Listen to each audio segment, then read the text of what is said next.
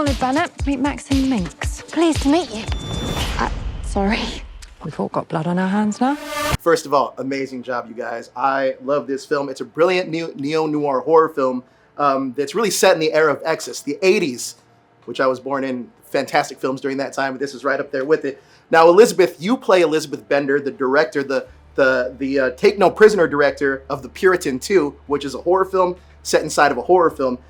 Tell us a little bit about Elizabeth, the character, and what she sees in Maxine. And also, did you kind of research any other female filmmakers at the time to help inform your performance? I did. Yes, I did. That felt like a crucial step to understand what those women were putting into the world and what they were up against, because I feel like an essential part of the Liz Bender character is the struggle to get where she is, because that's her vulnerability is not wanting to lose her footing, and that's a very real thing in Hollywood, because I mean, it's a very overused saying, but you know, there is sometimes a sense that you're only as good as your last job. So so she's aware of that. I think the thing she sees in Maxine, well, it's in the line in the film when she asks her if she's ruthless, and I think I loved that Ty wrote that speech in, and I love the idea of two women bonding over their shared ruthlessness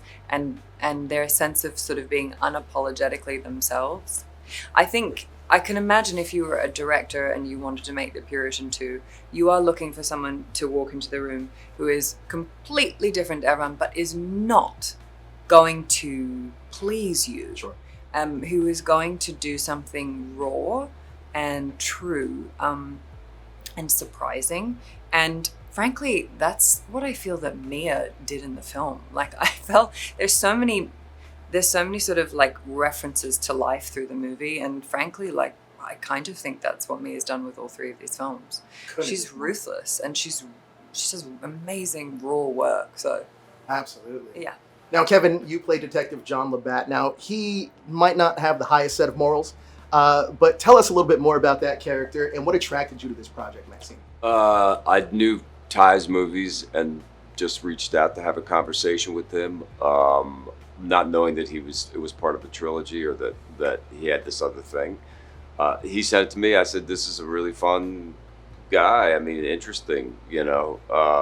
And we started to exchange ideas right away about him.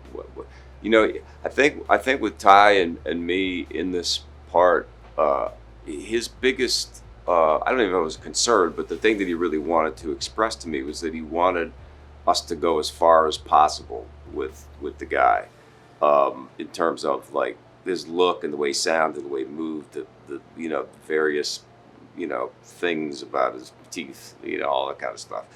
And I said, "Yeah, let's go. Let's go big." And he said to me very clearly, "I'm gonna protect that. It's not going to be too much. Sure. And if it feels like it's going to be too much, trust me that we will pull it back." And that's like the greatest thing to say to me. Sure. Because I don't want to. I'd rather take a big swing, you know, and that's why I became an actor. But I think that if you look at the performances of people in this movie, we're all in the same movie. You know how sometimes like you see a movie and it's like one person's doing this kind of thing over here and one person's doing. I think he really tempered that well for all of us. So yeah, I mean, it was a great part. Absolutely, absolutely. Now, Elizabeth, you share most of your screen time with Mia, and she is phenomenal throughout all three of these movies.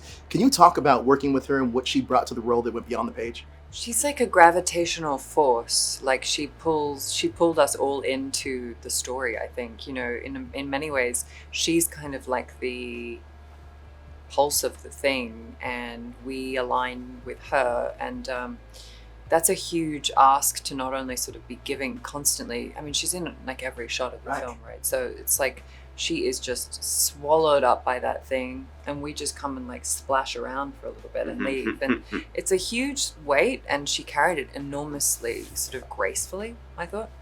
But I mean, to me, it was the perfect person to play opposite, because I think she's fascinating, and Liz Bender is completely fascinated by her. So there were times where, yeah, very little acting required, to be honest. I mean, I didn't really like being so harsh with her, but I'd be lying if I said I didn't enjoy that bit too. No, yeah, I enjoyed all the bits. I don't know her well enough to know when she was in or out of character at that time, you know. Wow. So she just kind of was like floating in the back of the soundstage, and then she'd just appear in my line of vision, and she's really fascinating. It's incredible. Well, look, you guys are absolutely incredible in this film. I love this movie. I can't wait for people to see it. Man, it's everything I love about the 80s. It's crazy. Thank you guys so much for your time. I appreciate you. Thank you. Thank you. Ain't nowhere to hide in show business. You never work in this town again.